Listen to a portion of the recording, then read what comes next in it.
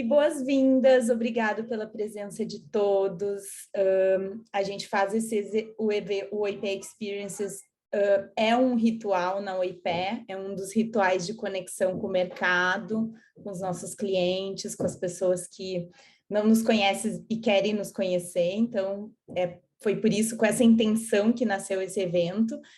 E nasceu muito com a intenção de trocar também e de conhecer outras realidades. A gente aprende e vocês aprendem. Então, em todos os eventos a gente sai nutrido, né? Então, também com uma intenção da gente sair daqui com novas ideias, com novas perspectivas, e é por isso que esse evento existe, né? Então, pensando nisso, eu queria convidá-los a pensar, escrever ou registrar, ou só pensar o que me trouxe, por que eu aceitei esse convite, né? O que eu gostaria de obter desse evento, que é sobre rituais nesse novo contexto de trabalho que a gente está vivendo. Dentro desse tema, o que eu gostaria de obter, o que eu gostaria de levar. Então, registra para você, só para você, a gente não vai compartilhar.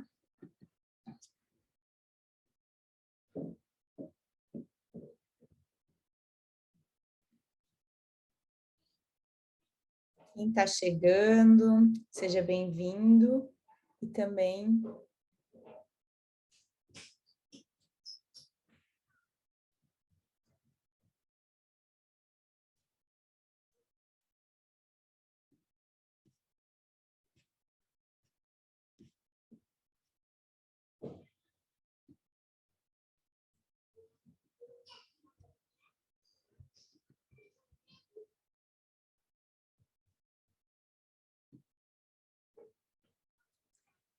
E aí agora eu vou passar rapidamente um contexto do que a gente tem estudado e entende sobre rituais, e que vai ser pano de fundo dessa conversa. O objetivo não é a gente aprofundar, mas é sair daqui talvez com uma vontade de entender um pouco mais sobre isso e como os rituais podem impactar aí nas práticas organizacionais e de liderança. E aí eu vou compartilhar com vocês aqui. Um minutinho.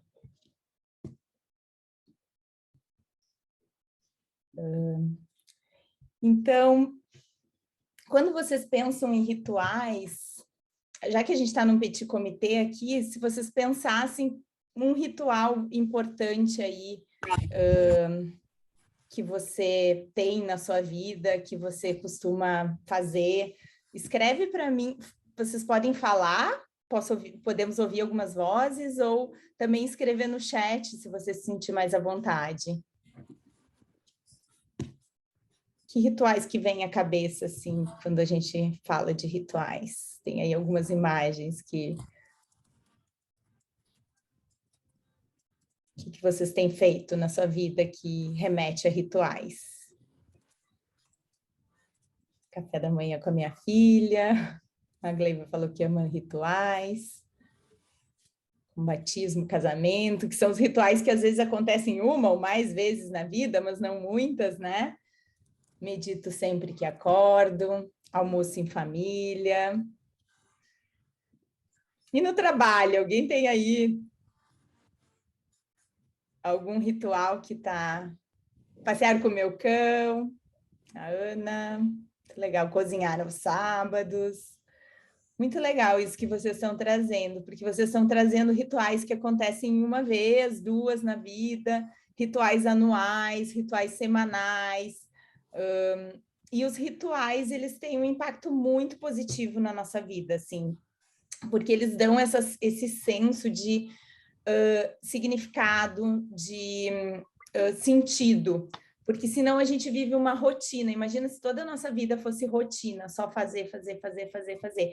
Então, é muito importante, principalmente para as crianças também. Então, na pandemia, foi muito importante essa questão de ter os rituais marcados, para que as crianças tivessem essa noção do tempo, sendo que a gente estava todo mundo em casa, e com essa coisa de delimitação do tempo menor. Ler um livro com os meus filhos, no trabalho remoto, evitar trabalhar no meu quarto, ter um lugar que é o lugar de descansar. Muito legal os exemplos de vocês. Então, os rituais são essas ações repletas de simbolismo, significado, que uma pessoa ou um grupo realizam repetidamente, seguindo um script definido, né? Então, a gente nem precisa pensar o que vai acontecer no Natal, né? Porque está tão automático, a gente já tem, cada família tem as suas tradições, então a gente já sabe o que vai acontecer, se vai ter Papai Noel ou não vai ter, se vai ser no domingo, como é no dia 25, como é nos Estados Unidos, né, Carla? Ou vai ser no dia 24, na véspera. Então, são essa coisa desse script já pronto, que não nos dá trabalho de pensar sobre ele simplesmente acontece, ele flui. E aí, ele tem um superpoder quase mágico de criar momentos significativos, né? Então, formatura, né? Tenho certeza que se eu perguntar para vocês da formatura de vocês aqui, como tinha uma emoção envolvida, vocês vão lembrar detalhes, porque o nosso cérebro, ele lembra. Sempre que tem uma forte emoção, a gente lembra de algo, né? Então, se eu perguntar para vocês, por exemplo, o que vocês fizeram no dia 11 de agosto de 2000, talvez ninguém saiba, ninguém lembre. Mas se eu perguntar para vocês o que vocês estavam fazendo dia 11 de setembro de 2001, é isso, né? Vocês vão lembrar o que vocês estavam fazendo, porque tem uma emoção forte, tem um fato importante aí. São símbolos que representam parte importante da cultura. Diferente de rotina, eles são realizados com intenção e consciência. Então, a rotina é aquilo que a gente faz, a gente não pensa intencionalmente quando eu vou escovar os dentes. A gente simplesmente escova os dentes porque está lá na nossa rotina, né? Talvez ele tenha sido um ritual no passado, mas uma vez ele implementado, ele virou algo que acontece automaticamente, que eu não fico pensando que tem uma intenção, uma consciência.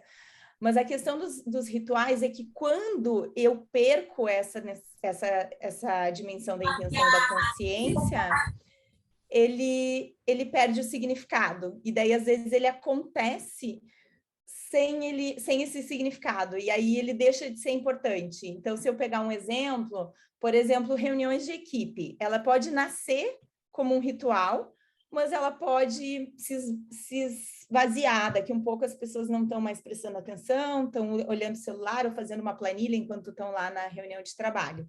Então, é muito importante manter viva essa intenção e essa consciência. E ele tem, então, um fator mágico, que é essa questão do sentido, do significado, né, de ter essa intencionalidade, feito com intencionalidade, carrega um valor simbólico forte e evolui com o tempo e as necessidades das pessoas envolvidas. Então, se a gente pensar na cultura, né, uma família um casal que se casa, ele traz os rituais das suas famílias. Mas quando ele criar a sua própria casa, esses rituais vão precisar evoluir para compor as necessidades dessa pessoa envolvida, dessas pessoas envolvidas. E aí a gente pode pensar em empresas que estão fazendo fusão e aquisição, ou que estão passando por um momento de mudança, de transformação. Então, é muito importante a gente ter ter em vista que os rituais precisam evoluir com o tempo e com as necessidades das pessoas envolvidas. E eles são ferramentas poderosas de criação de hábitos e transformação organizacional. Para que a gente torne um hábito, ou crie uma rotina, os rituais podem ajudar nesse processo.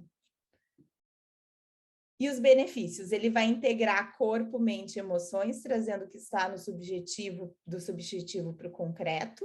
Ele cria, porque a gente não precisa explicar, né? Então, isso é muito interessante dos rituais. Se a gente criar um ritual e ele for abarcado pela cultura, pelas pessoas, pela equipe, pelo time, a gente não vai precisar explicar toda vez por que ele está acontecendo, ele simplesmente vai acontecer. Ele cria esse senso de comunidade, de propósito comum, aumenta a sensação de controle, reduzindo a ansiedade, então passa muito por isso. Eu sei o que vai acontecer, então vocês trouxeram muitos exemplos. Eu sei que no domingo eu vou cozinhar com a família. Eu sei que no sábado é o dia de praia. E para as crianças isso é fundamental. Eu lembro que quando a minha filha mais nova nasceu, eu fui aconselhada pela escola a ter um dia especial para a mais velha. E eu não gosto muito dessa coisa de ter um dia fixo para nada, eu sou muito mais espontânea, assim. Então, para mim era uma prisão marcar aquele compromisso.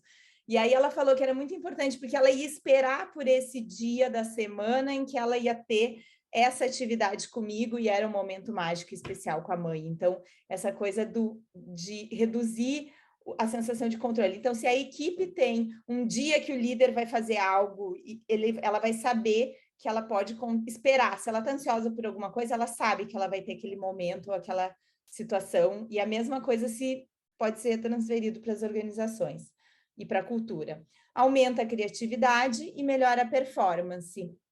Então, por conta do engajamento, por conta desse espaço criado, né, e por conta desse significado, aí essa conexão emocional com as atividades. E aí aqui a gente pode mapear os rituais, se a gente tivesse aqui mais tempo, a gente poderia pensar os rituais que a gente faz que são frequentes, e aqueles que a gente faz uma vez na vida, e na vida organizacional também, e os que têm alta relevância e os que têm baixa relevância. Então, esse gráfico aqui é muito interessante para a gente fazer com os nossos rituais, né? Então, o que eu estou fazendo de ritual, mas que ele talvez tenha pouca relevância, e no início ele era importante, mas agora não está fazendo o menor sentido, e eu continuo fazendo lá na minha liderança, no meu trabalho, na minha vida pessoal. Então, esse mapa, eu acho que ele é um bom guia para a gente avaliar os nossos rituais e criar também novos rituais. E aí, a gente vai falar, eu vou deixar esse slide para o final, para a gente fechar, mas os rituais, eles são baseados em necessidades. Então, primeiro, a gente tem que entender o que a gente está precisando, o que a organização está precisando, o que as pessoas estão precisando, para a gente criar o tipo de ritual necessário para isso. E aí, agora, eu vou apresentar para vocês, então, o que a gente vai fazer agora? A gente vai ouvir 3 pessoas que são super queridíssimos nossos, que eu vou apresentar aqui, na medida que eu for apresentando, a Camila vai marcando, que são os nossos convidados que vão compartilhar um pouco do que eles do que eles estão fazendo aí de rituais no seu contexto de trabalho e na sua organização. Então, eu queria apresentar a Carla, né, que fiquei lembrando que eu conheço a Carla há 16 anos atrás, ela foi minha cliente, depois ela trabalhou numa consultoria e me contratou como consultora, então, e fazia muito tempo que a gente não falava, a gente se acompanhando, né, parecido, assim, com algumas histórias parecidas, os filhos delas estudam na escola Waldorf também, então a gente se acompanha de longe. E a Carla é mãe, então, do Max, que tem 5 anos, do Luca, que tem 2, ela é esposa do Peter, o americano que a importou para São Francisco, para a Bay Area, há 7 anos atrás. É apaixonada por viajar, conhecer novas culturas, mentorar pessoas. Tem mais de 15 anos de experiência na área de estratégia de talento, experiência do colaborador, transformação cultural, gestão de mudança, trabalhou anos como consultora, tanto no Brasil como nos Estados Unidos, e liderou posições de RH em empresas como a Talent Publicidade, Cielo, e agora, mais recentemente, na Autodesk, em São Francisco. Então, seja bem-vinda, Carla, a gente está todos curiosos para saber como é que estão as coisas por aí. Queria convidar o Fernando, né, que também a gente teve o prazer de ter o Fernando num curso de CNV no meio da pandemia, então essa conexão emocional, né, de como estávamos todos nós lá vivendo a pandemia juntos, então foi bem especial, e a gente vem tentando trazer o Fernando já há algum tempo e finalmente deu certo agora, né, Fernando? E o Fernando... o Fernando é pai da Marina e do Joca, tem 2 enteados, gente, quatro crianças, né? Tom e João, e é casado com a Gabi. Eu lembro quando ele chegou no curso, eu falei, meu Deus, preciso aprender, né? Porque eu com 2 estou aqui penando. 4 adolescentes, viu, Paty? Já, 4 adolescentes criança, né? Ainda.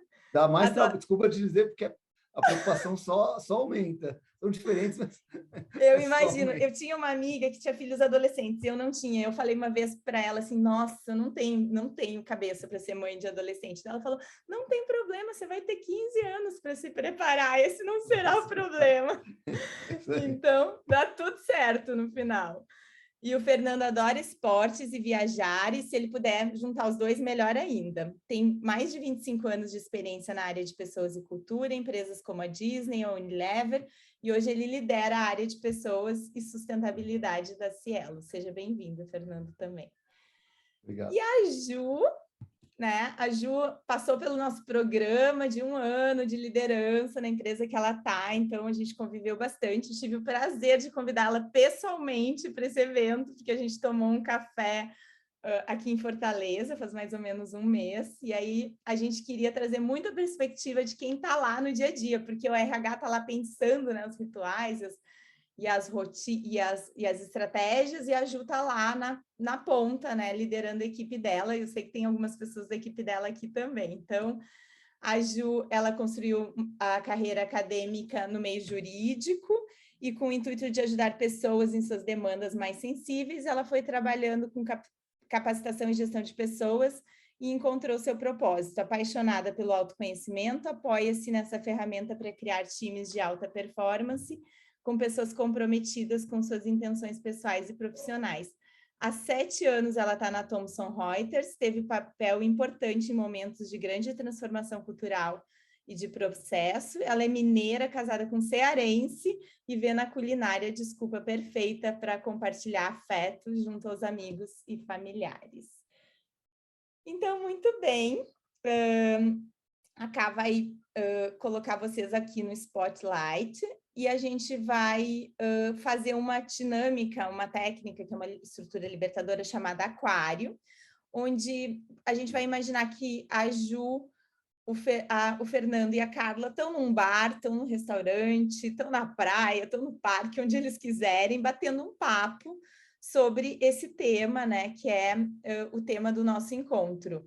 Então, esse tema que é quais os rituais foram ou precisarão ser abandonados, editados ou iniciados para a gente dar conta desse momento de remodelagem do trabalho. Eles vão conversar livremente, mas eles vão se guiar pelas perguntas que vocês vão colocar no chat. Então, eles vão ir respondendo as perguntas que vocês forem colocando, eles vão começar com essa pergunta mais ampla, e a gente vai ficar aqui ouvindo eles nessa conversa, e aí depois eu volto para fechar e para a gente ir para a próxima etapa, mas queria desejar para vocês aí um bom bate-papo, e qualquer coisa a gente está por aqui, qualquer questão. Obrigada, Paty. Obrigada, Paty. Valeu, Paty. Bom, eu vou tomar a liberdade, então, da gente começar, porque quando a Paty falou que eu estaria acompanhada aqui de pessoas que estão responsáveis pelas estruturas de RH, hoje de grandes empresas, eu acho que, de alguma forma, foram as pessoas que começaram a encabeçar esses movimentos, né? Que eu até conversava muito com a Paty, eu falei, a gente tem hoje... Eu tenho uma visão de que muitos dos movimentos, eles vieram de mercado, mas que a gente precisa olhar para o nosso cenário interno e entender como que eles se adaptam ou não, para que a gente entenda qual é o movimento necessário dentro da organização que a gente está, né? E não fazer um copia e cola, né, do que a gente olha para o mercado e achar que isso vai ser uma solução para o nosso negócio também. Então, acho que eu vou mais trazer aqui essa provocação para vocês, no sentido de entender como que vocês enxergam isso, esse movimento, e quais são as iniciativas hoje que, do ponto de vista de recursos humanos, né, de parceiros de negócios, vocês têm utilizado para apoiar as estruturas, principalmente de liderança.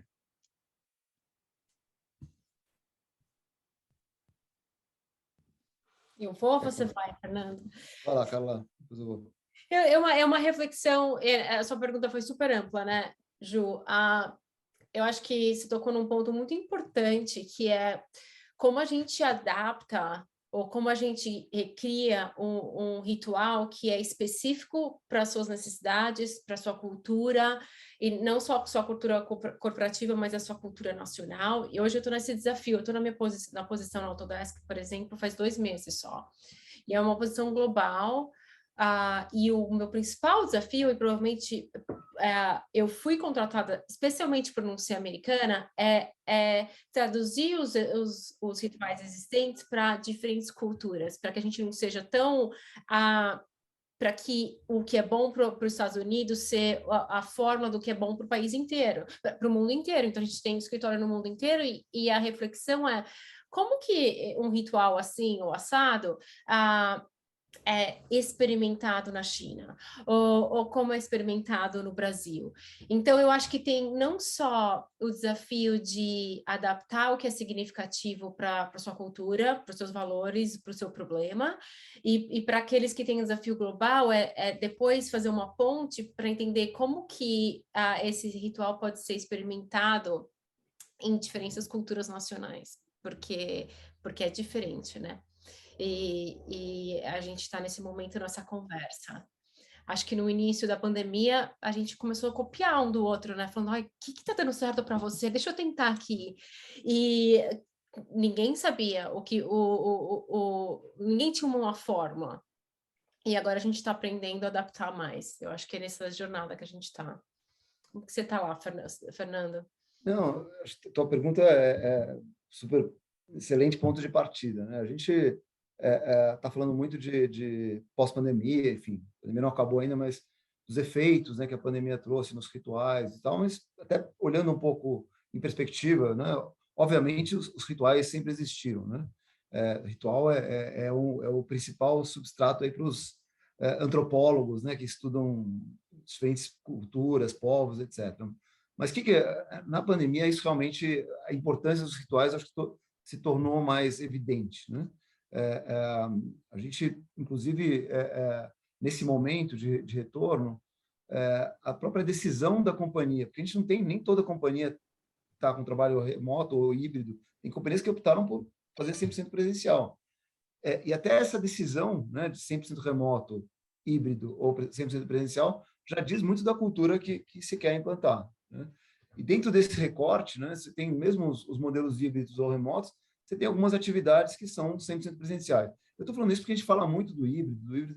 Sim, a gente tem que entender as realidades, né? Mesmo aí olhando do ponto de vista global, funções de fábrica, de vendas diretas, etc., são funções presenciais que também têm seus rituais impactados pela pandemia, né? Mas pensando um pouco nesses recortes, né, e aí olhando uma empresa global que tem que pensar as culturas, eu acho que sim, primeiro as empresas definem um pouco que tipo de cultura que é a cultura desejada, né? E aí os rituais vêm para reforçar esses pontos, né? Só que está todo mundo aprendendo, né? Mesmo, enfim, no mundo inteiro está todo mundo aprendendo. A gente tem uma série de rituais sendo estabelecidos, mudanças nos espaços físicos, né? Criação de vários modelos de escritório diferentes. Mas eu acho que esse exercício de testar coisas novas, né? Acho que isso que para mim é legal. E a gente está testando um monte de rituais diferentes. Eu acabei de voltar agora, a gente fica aqui, a Carla deve lembrar, não sei se você pegou um prédio aqui em Alphaville, né? Eu que desenhei junto com o Barrichello esse prédio. Então você é escolhi culpado. Escolhi com o coração. E a gente, de 11 andares, a gente entregou 6 e está com 5, com um ambiente totalmente diferente, enfim, como muitas empresas, né? Não é exclusivo da Cielo, mas a gente ficou com um ambiente muito mais colaborativo, aberto, com biofilia, etc.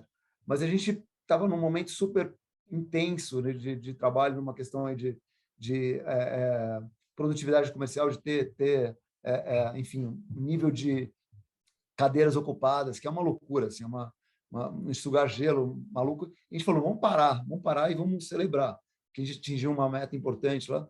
Isso foi um ritual novo que a gente criou, assim, a gente foi no Pirajá aqui do lado e estava ali tomando... Eu tomei um copo de cerveja só porque eu vinha só para dar uma quebrada aqui, mas foi super bacana, né? Porque o que a gente está querendo dizer com isso, né? Então a questão da conexão com propósito, enfim, com objetivo, eu acho que é o que permeia. E aí cada companhia vai ter que pensar o que faz sentido para não criar também rituais falsos, né? Que não estão aderentes só porque é bacana, né? Não tem o que é bacana, tem que ver o que é próprio para aquela cultura. E aí você cria esses rituais com significado, com conexão para realmente criar reforçar esses laços que enfim, de alguma forma se transformaram aí durante esse período tão importante da história. É curioso que a Carla traz um ponto muito voltado para a questão cultural, né, propriamente, quando a gente fala de um ambiente global. O Fernando complementa com um ponto muito voltado para a perspectiva de função, que a gente sabe que existe. E eu acho que eu, como líder, trago ainda uma provocação maior, que acho que um dos maiores aprendizados que eu tive, até do ponto de vista de ritual durante esse período, é que quando a gente olha para o cenário pré-pandemia, eu acho que os rituais eles voltavam muito para a parte técnica do trabalho. E ao longo desse período, pelo menos aqui dentro da minha prática, eu vejo que os rituais se voltaram muito mais para a parte comportamental, né? E aí hoje, quando eu penso até em planejamento de como vamos trabalhar, por mais que a gente tenha um direcionamento da companhia, né, de qual modelo a ser adotado dentro da função que hoje a minha estrutura está, eu acho que um desafio, eu estava pensando antes de vir para cá, é como lidar com o conceito de igualdade e equidade, né? Porque se a gente fala assim, opa, a gente tem uma estrutura em que todas as pessoas fazem as mesmas coisas, então elas precisam, todas elas, trabalhar no mesmo formato. Mas, na minha visão, quando a gente assume essa verdade, a gente desconsidera questões daquela pessoa, daquele indivíduo, né? Que é algo que eu tenho, acho que é um desafio para qualquer líder hoje, principalmente quando a gente fala em modelos híbridos, né? Que tem sido adotado por boa parte das empresas, de entender uma necessidade de um colaborador e ter que assumir uma posição de ou você adere ao modelo que é sugerido pela companhia, ou a gente precisa, enfim, ou alocar em outra posição ou entender o modelo ideal. Como vocês veem que a gente possa trabalhar isso, que eu acho que a resposta de 1 milhão, né, que todas as companhias vêm buscando, mas como trabalhar o indivíduo dentro de processos que, de forma geral, têm sido regulamentados por áreas, por características de função e etc. Juliana, o que eu ia só fazer um highlight, e eu vi que tem Ana, eu vi que você tem uma pergunta aqui sobre o paradoxo de remote, de ser remoto e pertencer, né? Daqui a pouco eu vou contar uma história sobre isso. Mas eu queria dizer que uma coisa que eu acho que o que eu estou falando e o Fernando está falando tem em comum é que, independente de você ter uma posição remota ou presencial, existe uma quebra de paradigma que é o mundo do trabalho hoje e como e os rituais têm que ser repensados para o mundo pós-pandemia, que ainda que você escolha ser presencial, não existe um retorno para o momento antes da pandemia, porque não dá para a gente desaprender o que a gente aprendeu, não dá para a gente abandonar todas as experiências de 2 anos que foi painful, que foi dolorosa para muita gente, que também, ao mesmo tempo, trouxe a habilidade da gente ser mais vulnerável, da gente trazer a nossa família para as reuniões, e eu acho que tem muito aprendizado, e eu diria que o primeiro passo para a gente repensar rituais num contexto híbrido ou não, é reconhecer que a gente está dentro de novos paradigmas. E um dos paradigmas, por exemplo, que eu reforço nas minhas empresas quando eu era consultora ou na minha atual, é o paradigma de que inovação e colaboração acontece, ou performance acontece quando você está pessoalmente. Desculpa que algumas palavras me fogem. Você já está gringa, é isso? Me dá vergonha. É mais essas palavras de trabalho, assim, mais business, porque a gente fala tanto elas. Presencial, né? Presencial, obrigada. No Brasil, né, às vezes a gente pode ter o preconceito de que a inovação e a conexão acontece na hora do almoço ou na sala do café. E agora que a gente ficou 2 anos híbrido, como é que isso acontece? Então, o que a gente tem dito é assim, a gente tem que esquecer um pouco que algumas coisas acontecem espontaneamente, e hoje em dia ela vai acontecer by design, vai acontecer porque a gente intencionalmente vai desenhar um momento para que ela aconteça, seja inovação, seja conexão humana e belonging, pertencimento. Então, eu acho que esse é uma das coisas mais importantes para a gente repensar. A gente tem que revisitar os modelos mentais para conseguir repensar novos rituais de trabalho, ainda que você esteja presencial. Acho que o maior risco de você ser presencial é o líder achar que ele pode voltar para os velhos formas de trabalho porque a gente voltou para um edifício, que não é verdade, né? Eu acho que a singularidade, né, foi algo que se reforçou na pandemia, né? Enfim, a gente tem, inclusive, por vários motivos, né, a questão de saúde mental foi algo que também ganhou muito espaço, quebrou-se uma série de barreiras, né, de que fazer terapia é para quem tem algum problema sério, ou que até, enfim, eventualmente tomar um remédio psiquiátrico é um caso de alguém que é doente, né? E a gente viu que, enfim, isso foi muito aprofundado. Mas pensando na relação, né, das pessoas com as organizações, eu acho que tem sim que se repensar rituais onde você não necessariamente precise do presencial, mas também, por outro lado, assim, eu acho que a gente tem que criar situações onde a presença faça sentido. Se é para ter presença, você não vai... porque tem que estar 2 ou 3 vezes por semana no escritório, você chama as pessoas ficam num mesão logadas, sem se falar, enfim, não faz o menor sentido. Muitas empresas estão caindo nessa armadilha, né? O cara vem, fica lá logado e vai embora, muito melhor estar em casa, não faz sentido. Tal. Então, por isso que os rituais são importantes. Mas aí, mesmo considerando as diferenças de cultura, enfim, diferentes regiões do mundo, mas falando um pouco aí de Brasil, porque também eu trabalhei um tempo nos Estados Unidos, assim, essa coisa do almoço, né, é totalmente diferente a relação com o almoço nos Estados Unidos. A gente nem almoça aqui. Eu não começo assim, pô, vou almoçar, vou trocar ideia com essas pessoas, e descia lá no refeitório, pegava lá as caixinhas, vinha para a mesa, e assim, porque tem aquela coisa de muito mais respeito com o horário, tal, enfim, tem prós e contras. Mas, voltando um pouco para o Brasil, eu acho que se as empresas entendem que o híbrido é um modelo, talvez seja um pouco controverso o que eu vou falar. Eu acho que, tirando algumas funções que são de programação, assim, que funções muito onde a concentração e o trabalho focado é importante, eu acho que se criam rituais de troca, eu acho que se é híbrido, eu acho que é importante as pessoas também se adaptarem de alguma forma, porque é uma decisão da companhia. Se a companhia achava que o remoto, 100% remoto é o melhor, ok, não é ruim isso, é legal, mas vai ter que criar mecanismos para que a conexão aconteça de fato, e não é impossível. Mas se sempre a companhia decidiu pelo híbrido, é porque entendeu que tem algum fator de gestão de cultura ou de relacionamento que é importante. Mas, de novo, muitas empresas estão caindo nessa armadilha de ficar todo mundo trabalhando sozinho, mas acho que as empresas estão fazendo o trabalho bem feito, é exatamente o tema dessa conversa, que são rituais, né? Então, rituais significativos.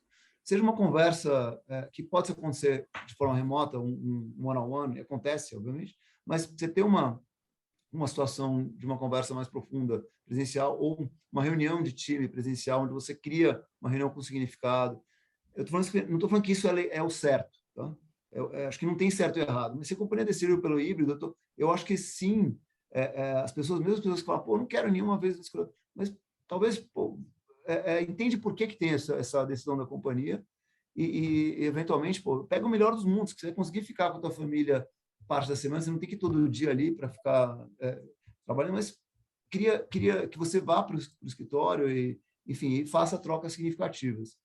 Eu acho que respeitando a individualidade, acho que é possível isso. E ninguém vai ficar monitorando se você se é um 3x2, por exemplo, 2 vezes presenciais, você foi 2, foi 1. Não, mas assim, também entende o motivo disso e aí a liderança tem um papel fundamental de desenhar esses rituais que façam sentido e não fique aquela coisa vazia de ficar só no escritório porque alguém definiu.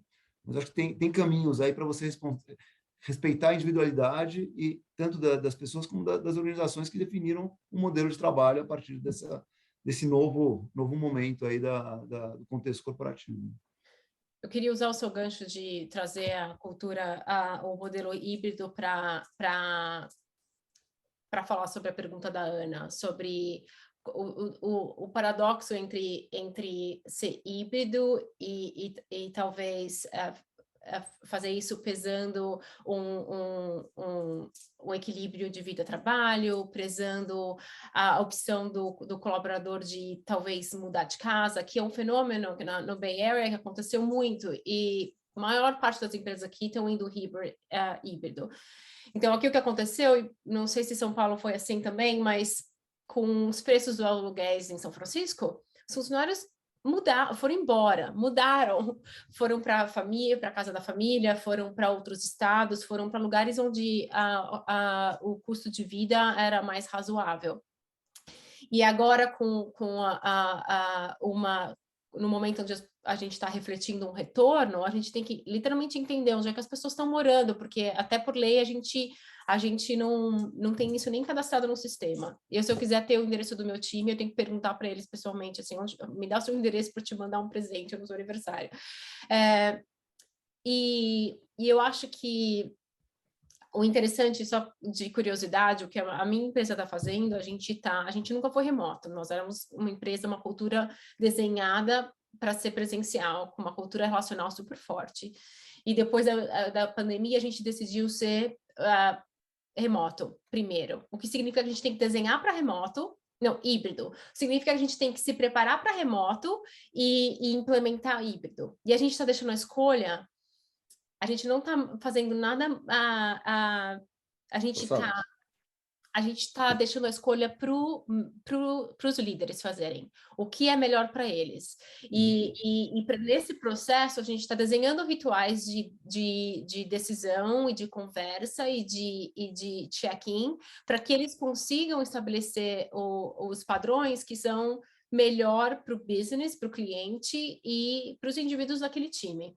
Então, o que vai acontecer com o tempo é que a gente vai ter alguns times que decidem ir para o escritório 2 vezes por semana ou 3, e times que decidem ficar remoto 100% e só ir para o escritório em momentos especiais. Então, como a gente está trazendo a sua pergunta, Ana, a gente reconhece que estar presencial é importante para alimentar pertencimento, para alimentar energia, conexão, empatia.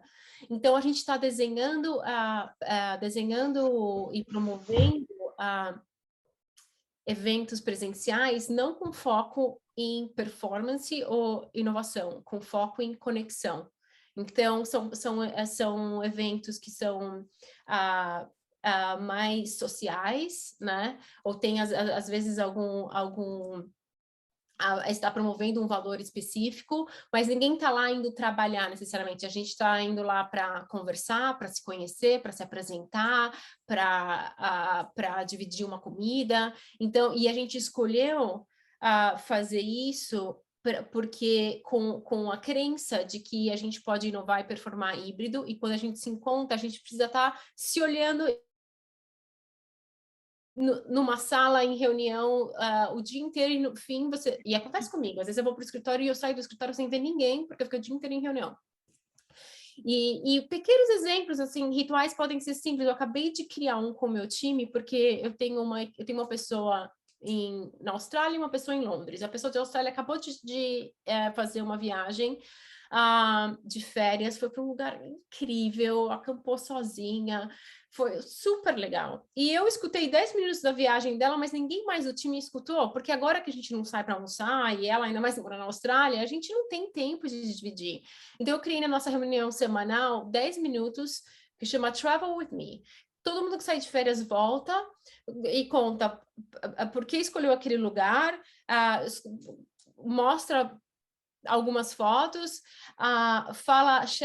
divide um Golden Shining Moment, que conta um momento de um insight, um momento de inesquecível, um momento que você vai levar para você, o que foi um momento que foi especial, e depois conta por que iria ou não, por que voltaria ou não voltaria para aquele lugar. Então, porque agora, na hora da reunião, a gente não pode só falar de trabalho, a gente tem que abrir um espaço para que as pessoas possam se apresentar do jeito que elas estão, ou contar uma experiência. E então a gente cria essas rituais de início de reunião, onde as pessoas podem ser elas mesmas, né? Podem ser autênticas. Uma outra coisa que a gente fez chama Feel Good Moment. Então eu tenho duas reuniões de time. Uma toda segunda-feira, que é tipo um stand-up, que chama Action Meeting, onde a gente começa a semana para planejar o que a gente vai fazer. E na quinta-feira a gente tem o que a gente chama de Demo Meeting, onde a gente demonstra, onde a gente conta o que a gente fez e pede feedback para o grupo, ou revisa algum ponto de vista, algum material que a gente está desenvolvendo. Nas duas reuniões tem momentos da gente dividir uma história. Então, eu faço a liderança co-share. Então, não sou eu que lidero toda a reunião. A cada 2 semanas, a gente escolhe um facilitador. Às vezes, na maioria das vezes, eu não sou a facilitadora. Alguém é.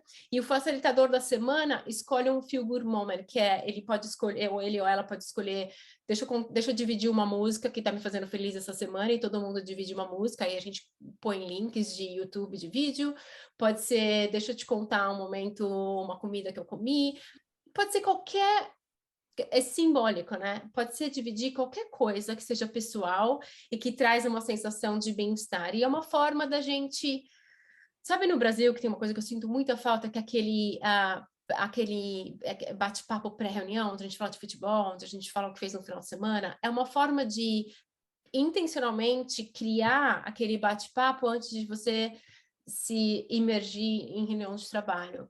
E é isso que a gente tem feito para criar conexão no mundo híbrido, fora os eventos dedicados, né?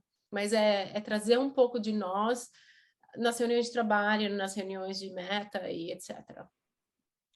Isso é super legal, né? Trazer quebrar um pouco só o lado profissional, mesmo de forma remota, né? Só trazer enfim, o que a pessoa fez no final de semana, um pouco dos hobbies e da família, enfim, quebrar um pouco só de já entrar no trabalho, porque isso você perde um pouco no remoto.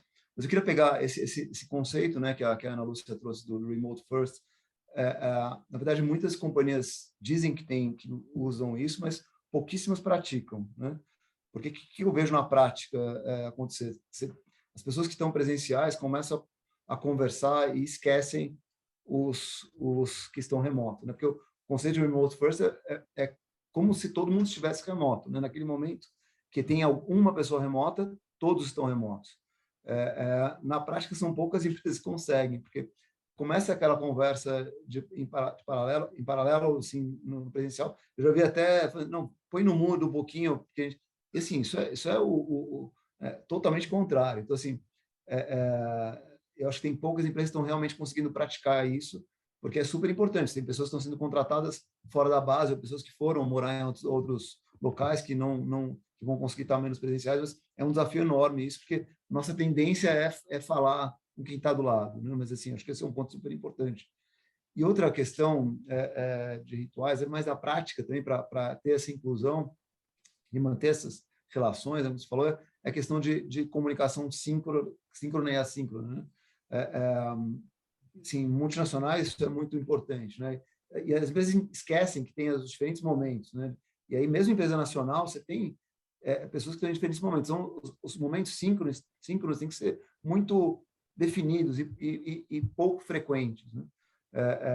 E também as pessoas não podem estar disponíveis 24 horas, que agora com essa questão enfim, é menos usado nos Estados Unidos que no Brasil, mas o WhatsApp, acho que está crescendo lá, mas quando eu morei, pouca gente usava o WhatsApp. Slack, que é a versão do WhatsApp, que é loucura. A gente usa o tempo inteiro, e assim, as pessoas têm que estar conectadas, e se o cara não responde em 10 minutos do WhatsApp, é como se o cara não é comprometido. E assim, no modelo híbrido, você tem diferentes momentos, então esse também é um traço, um hábito assim que tem que ser mudado, e acho que alguns rituais são importantes para quebrar também essa inércia da gente querer estar totalmente conectado o tempo inteiro. Então, acho que é um outro elemento aí do Remote First que é super importante. Mas acho que para a questão da alimentar a relação, né?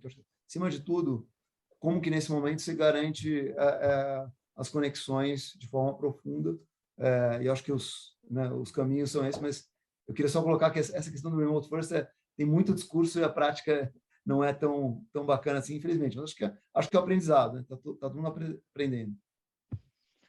Fazendo um link que tem até um pouco de relação com a pergunta que o Felipe colocou ali no chat, né, sobre como vai ser a transformação do mercado, considerando os trabalhos que têm essa obrigatoriedade do presencial, e falando um pouco do que a Carla trouxe. Eu tive um desafio, acho que foi comum a todas as empresas, principalmente aquelas que lidam com processos de tecnologia, né, que tem o foco em tecnologia, que foi uma troca muito grande durante o período. Eu tive 50% da minha equipe trocada ao longo desses 2 anos que a gente teve, né? E isso, óbvio, gera um desafio muito grande de conexão entre as pessoas. E eu fui me reconhecendo em alguns pontos que a Carla falou. Eu tentava, assim, ao longo das entrevistas, entender algo que era significativo para as pessoas do ponto de vista pessoal, porque eu acho que é um fator que gera conexão, né? Por mais que as pessoas tenham ali afinidades em relação a trabalho e etc., a gente sabe que as conexões elas são geradas principalmente por aqueles fatores pessoais, né? Enfim, hobby, coisas que elas entendem. E a gente fez uma proposta que acabou sendo um ritual de que essas novas pessoas que trouxessem, eu tentava descobrir algo que era importante para elas ali no processo e pedir que elas compartilhassem, né, isso com o time, para que o time pudesse também conhecê-las. Então, principalmente para quem estava chegando, isso às vezes era um primeiro momento ali para gerar e fomentar uma troca de pessoas que estavam remota, que não tínhamos ainda uma previsão de estar junto para trocar, e foi gerando esse tipo de insight dentro do time, do que eu quero compartilhar com as pessoas, e foi se tornando algo natural. Então, a gente foi implantando esses mecanismos para poder gerar essa conexão que estava bastante distante. Mas eu acho que essa pergunta que o Felipe trouxe, né, de como que a gente vê as empresas que forem optar por um modelo presencial, realmente, que tipo de desafio? Acho que conversamos sobre isso no último encontro, né? Acho que Paty e Camila vão se lembrar quando a gente falava a gente, na verdade, a dinâmica era como reduzir a evasão de pessoas, né? E se era possível. E falamos até um pouco de gestão de conhecimento atrelada a isso, porque a gente entende que tem um movimento muito forte vindo por aí. Mas eu acho que vocês têm a visão, Fernanda e Carla, até melhor para a gente poder discutir esse assunto. Tem o tópico que o Fernando trouxe, eu só quero dizer, acho que é um tópico à parte, né? Esse mundo híbrido. Tem muita coisa para falar, mas quero dizer que a gente escolheu esse híbrido porque tem um modelo de negócio e tem uma escassez de talento. Então, ao mesmo tempo em que a gente está apoiando os funcionários a mudarem, se eles quiserem, a gente também consegue ter um pipeline de talento muito maior, porque agora a gente também pode recrutar em qualquer lugar e não precisa competir só com esse mundinho de Bay Area, onde a gente compete com a Apple, com a Salesforce, com a Google, com todas as outras techs, os mesmos talentos. E aí eu quero só dar um exemplo de recrutamento, de ritual de recrutamento que eu passei, que foi super interessante, e eu acho que mostra um pouquinho como as empresas estão se reinventando para recrutar os talentos, para se vender, vender a sua experiência do colaborador, e mostrar que diversidade está no centro da experiência, o que aqui é muito grande. A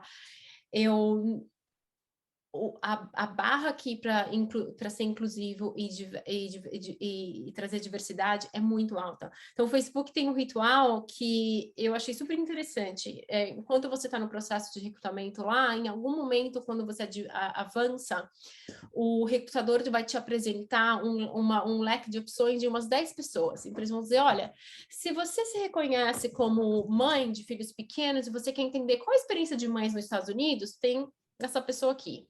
Se você é do grupo de Pride, ele é LGBTCSQ, você pode conversar com o João.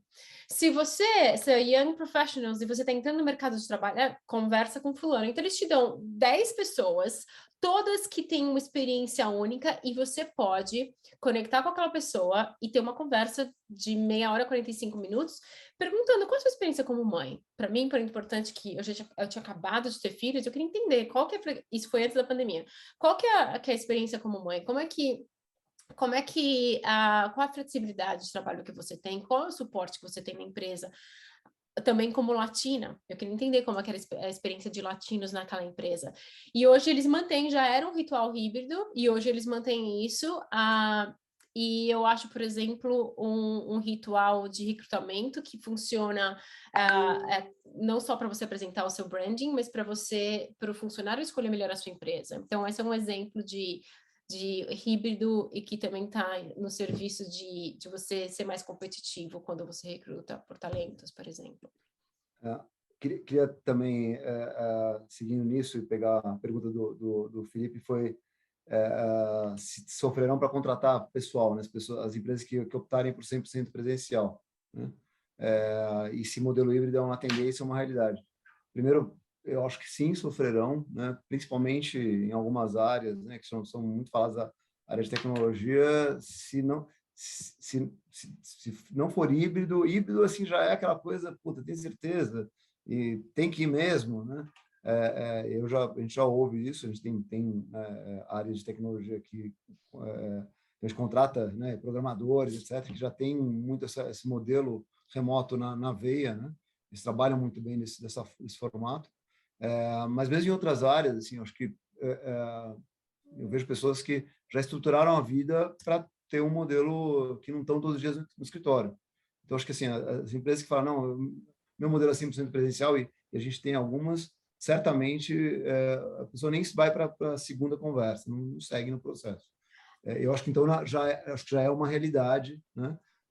Mas também acho que, assim, se a empresa entende que esse é o modelo, eu posso não gostar, enfim, você pode não gostar, mas eu acho que é melhor até ser honesto e transparente do que algumas empresas que estão vendendo modelo híbrido, e aí os líderes estão exigindo que a pessoa esteja todos os dias lá.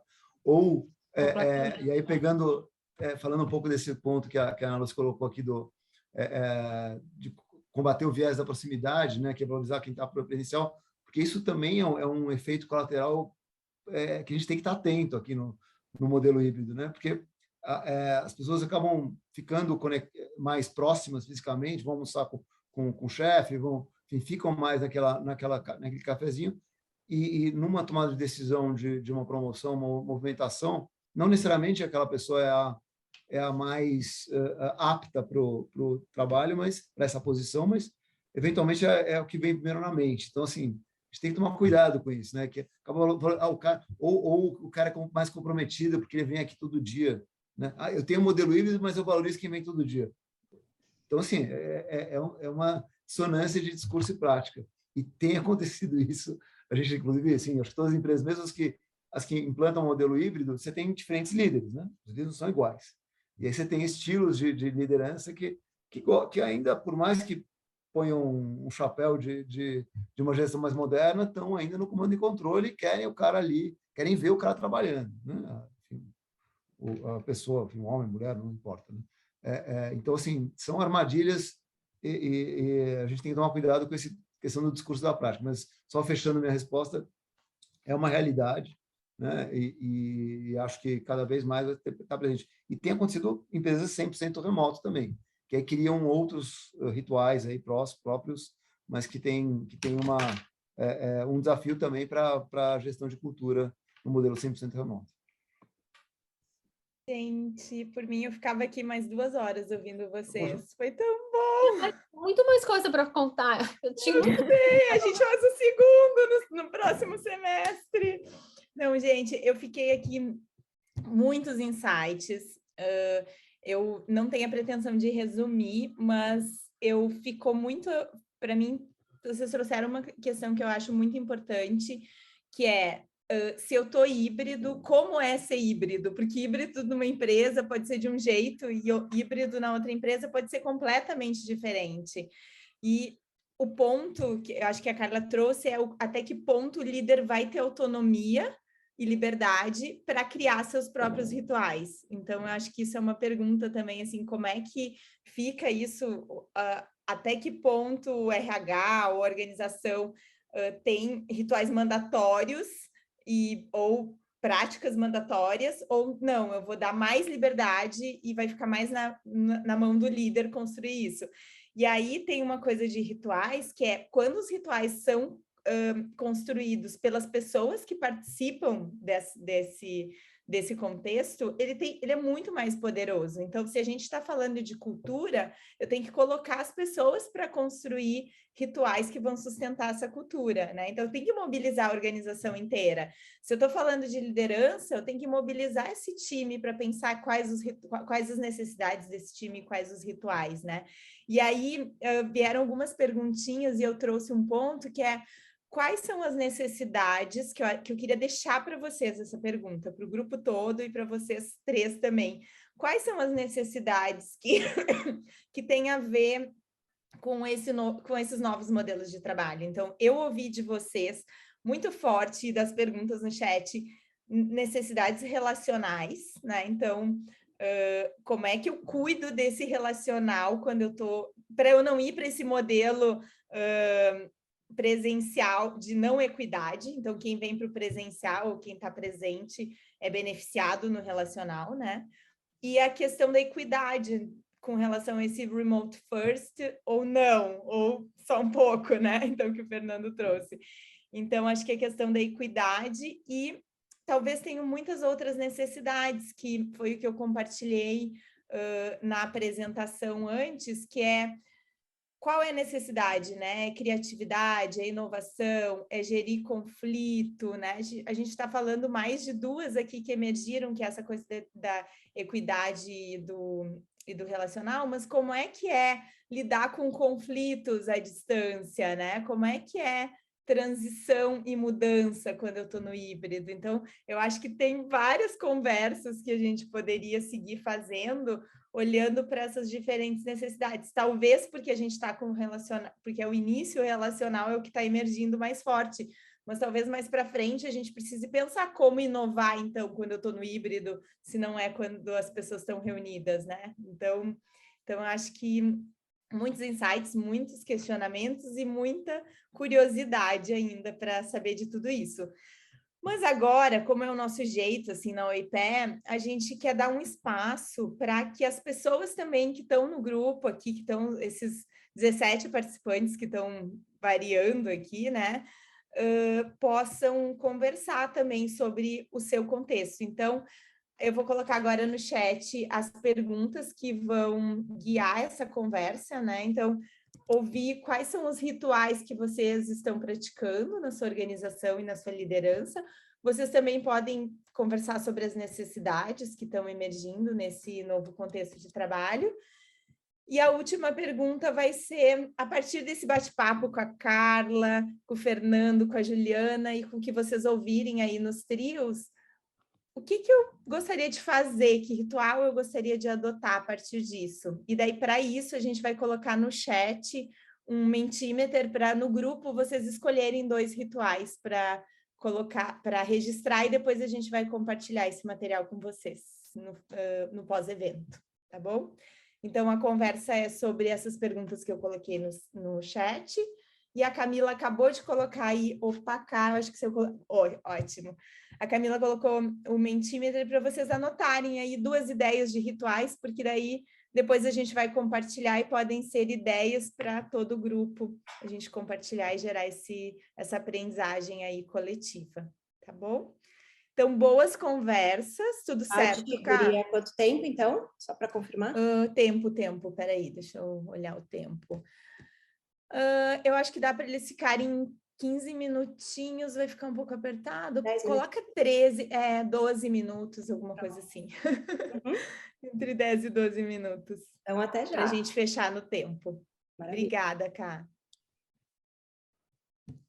Muito bom. Então, vocês... Kátia, para a gente entrar nos grupos, o que você quer que a gente faça? Se vocês quiserem, eu deixei vocês de fora, Carla.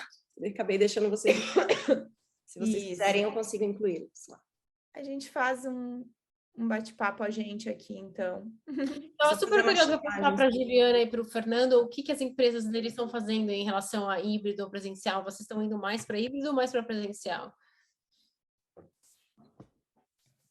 Ju. Aqui híbrido, tá, Carla? Com exceção das áreas de desenvolvimento que já foram todas para remoto. Mas as áreas relacionais, né, que tem algum tipo de contato com o cliente, estão no híbrido. Ainda que o contato com o cliente seja remoto, que é uma discussão grande que nós temos aqui também. E ainda A gente está no híbrido, né? Tirando a área comercial, que aqui um pouco diferente do modelo quando você estava aqui, Carla, a gente está com um modelo de força comercial própria, né? Então acho que eram 300 pessoas até 2019. Hoje são 2.000 e vão para 2.500 só de área comercial, né? É um pouco diferente. Essa é o presencial, mas enfim, rodando, tem todas as rotas comerciais e tal. Mas no modelo das áreas em geral, é um modelo híbrido com 2 dias presenciais. Mas também está deixando, isso foi um modelo definido, mas está deixando muito flexível, né? Então você tem muito estilo de cada liderança ou a necessidade de cada área. Então, como eu falei, a área de tecnologia, a gente tem áreas que estão 100% remoto, mas a gente, de novo, entendeu que algum tipo de contato presencial é importante. Então, a gente tem estimulado, sim, de criar um ambiente bacana aqui do escritório, e tem estimulado, sim, que as pessoas venham para o escritório, mas não tem monitorado, não tem feito nenhum tipo de controle mais intenso, mas é uma discussão que a gente está tendo, até, porque, sim, e aí, como é que vai ficar?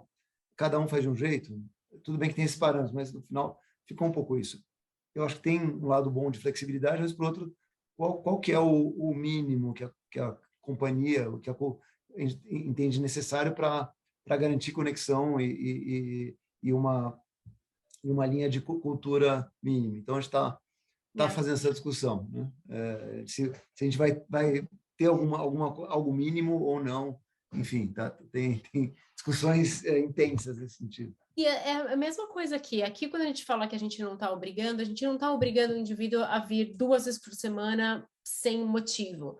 A gente está deixando a escolha, porém, a gente está decidindo quais são os rituais que vão ser non-negotiables. Então, por exemplo, vão ter ao longo do ano alguns eventos, que pode ser a reunião de quarter, ou pode ser planejamento estratégico, ou 2 vezes por ano os times estão fazendo off-sites de planejamento, ou onboarding, e esses vão ser presencial, as pessoas vão vir, a gente pode dar onde elas estiverem, e esses são os non-negotiables, mas a diferença é que a gente está escolhendo no ano quais são os rituais que a gente vai dizer que você tem que vir. O que, na verdade, sempre existiu, né? Todas as empresas que eram remotas antes da pandemia também tinham momentos presenciais.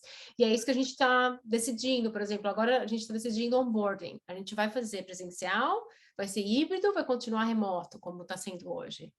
O que eu acho super sem graça, né? Assim, quando a gente mapeia a experiência do colaborador, os momentos, como chama momentos that matter?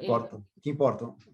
Os momentos, né, mais memorables, onboarding sempre era um deles. Era assim, era o mais impactante, era onde a pessoa se sente conectada, aquele prazer, aquele orgulho de pertencer. E agora, híbrido, eu acho tão esvaziado, né? Tem uma pessoa para se admitir, a gente pode admitir. Eu estou admitindo um monte de gente que está aparecendo aqui na... Como que vocês estão fazendo onboarding? Vocês estão fazendo híbrido? Sim, aqui a gente conduz de forma híbrida. Mas aí tem uma coisa... gente presencial e gente, ou todo mundo remoto? Na verdade, o que acontece aqui é que foi uma das mudanças que a gente trouxe também de trazer muito o onboarding para dentro do time, porque a gente entende que é uma forma das pessoas também se conectarem. Então, hoje, todo mundo que eu recebo, todo mundo dentro do time costuma ter alguma responsabilidade nesse processo de um onboarding desse novo colaborador. E aí a gente não se apega. Nos dias que estamos presenciais e tem oportunidade de fazer essa troca com o time presencial, faz presencial. Mas se está remoto, segue no modelo remoto. A gente tem feito híbrido também, tem momentos presenciais, momentos remotos, mas a gente está revisitando o onboarding exatamente agora. Enfim, a gente tem visto a necessidade de ter mais momentos presenciais, porque de fato é um momento de muita ansiedade, né? De muita intensidade emocional, o onboarding. Então, assim, a gente tem visto que tem feito a diferença, a pessoa até se sentir enfim, acolhida, né? Às vezes o presencial ajuda nisso, né? E outra coisa importante, assim, as posições muito de início de carreiras, né? Entry levels, né? Essa é uma discussão interessante, né? Porque o remoto, para essas pessoas, assim, tudo bem que é legal, tal, mas a pessoa quer ter mais orientação, enfim, para entender como navegar, não só a questão técnica, mas a questão também de navegação no mundo corporativo, né? A pessoa não tem as universidades não ensinam isso, né? Exato. E o remoto torna isso mais complexo. Às vezes a gente esquece isso. Acho que não, porque o remoto, todo mundo quer remoto, não é verdade, né? Então, acho que tem um lado também de a gente incentivar isso e quebrar esse paradigma. Mesmo algumas pessoas em início de carreira, quase que tem gente que pensa que é quase que digamos, um palavrão falar que gosta do presencial também, né? Pega mal, né? Então, assim, vocês não tomar cuidado disso para não carimbar que o presencial é old school e o remoto é bacana. Ai, eu tô sentindo super falta do presencial, gente. Eu também. Eu falo para eu gosto de pegar o meu ferry, meu barquinho aqui. Eu vou de barquinho, chego no escritório, pego o meu café, vou para encontro gente, ainda falo, se você me vê, me abraça, porque eu tenho falta. Mas esse grupo, sabe que a gente está num processo agora de fazer um assessment cultural com o viés do híbrido para entender a experiência do colaborador, e a gente vai começar pelos novos profissionais, entry level, todo mundo com menos de 35 anos, na verdade, porque quando a gente fez uma pesquisa de engajamento, é o grupo que mais está sofrendo com um propósito, porque sem esse modelo, né, de ver como que os outros fazem, sem estar junto, com o agravante que nos Estados Unidos, a maior parte dessas jovens moram sozinhos, saíram da casa, porque aqui todo mundo sai com 18 anos, e durante a pandemia eles ficaram sozinhos no apartamento ou com roommate, sem um sistema de apoio familiar, porque muitos ainda não são casados, e sem um sistema de comunidade do trabalho. E eu sinto isso. Como imigrante, eu não tinha mais minha comunidade de amigos do colégio, de família, para encontrar. A minha comunidade foi a comunidade do trabalho. Eles que viraram meus amigos e eles que eu saía para tomar drink no final de semana. E graças a Deus eu fiz meu onboarding antes da pandemia, porque eu não sei como seria na pandemia não ter nenhuma dessas referências de comunidade. E é o que acontece com grande parte desses jovens que estão viajando, mudando de estado para ter um emprego, só que eles ainda não têm o sistema, uma comunidade de apoio. Então, eles estão sofrendo com propósito, com belonging, com pertencimento, com leitura política, porque é muito mais difícil você ter essa leitura quando você é jovem no mundo híbrido. E então, a gente está começando essa descoberta por eles, para entender o que é que você precisa, para então entender quais situações que a gente tem que fazer para você, para esse grupo, especialmente, que pode ser diferente dos outros, né? E acho que esse é o desafio, é desenhar para grupos específicos. Carla, eu me identifico muito com isso que você está falando. Eu estava até conversando com a Paty quando a gente se encontrou, porque hoje todo o meu time está nessa faixa etária entre 20 e 26 anos, todos com uma primeira experiência empresarial, efetivamente. Então, o maior trabalho que eu tive, eu falo que eu praticamente abandonei do ponto de vista técnico a equipe para trabalhar muito o lado pessoal, porque as pessoas, assim, elas têm essa demanda, óbvio, de viver a experiência do mercado corporativo, mas completamente perdidas em propósito, e que é um dos maiores motivos que a gente tem hoje também de evasão, né? As pessoas trocam de emprego buscando por algo que elas ainda nem sabem o que é, né? E simplesmente pela busca. Então, hoje, eu falo, hoje continuo tendo evasão, sim, mas a evasão consciente de que isso faz mais sentido para a minha carreira, para o meu momento, do que antes, simplesmente porque não estou satisfeita aqui e pronto, e vou para o próximo, né? E aquela busca que não se sabe o que se busca, né? Ouvindo vocês aqui, me lembrou, essa semana eu fiz um workshop com a Janet Hiver. Ela é uma coach americana e ela falou algumas coisas assim, que tudo é relacional e que a inovação e o engajamento vai vir a partir das relações dos times, né, e das equipes. E aí essa coisa de todo mundo precisa uma voz, muito do que vocês estão falando é sobre isso, né? Então, que rituais eu preciso criar para eu dar voz às diversas necessidades? Para mim, isso é muita essência, assim, do que vocês trouxeram no painel e agora, assim, como é que eu entendo o que é necessário para depois desenhar as estratégias, os modelos, o que vai funcionar na minha organização, o que se encaixa, né? Então, no café com a Ju, ela me falou assim, já que a empresa definiu o híbrido, então a gente combinou lá no time juntos, se todo mundo concordava em a gente escolher o dia presencial para a gente estar junto e desenhar esse... Claro que não é mandatório, mas tipo influenciando e trabalhando com a equipe, criando esse sentido, né? A gente está junto, então vamos aproveitar o presencial para estar junto, para cuidar do relacional, e não só para ir trabalhar junto sem fazer nada, né? Então, acho que... a gente tem visto muito os grupos definirem esses dias comuns, né? Porque e nesses dias criar os rituais, né? Não é só estar junto, mas criar os rituais enfim, não só um staff meeting, mas eventualmente também ir jantar e comer junto, ou eventualmente fazer um happy hour, uma coisa bacana.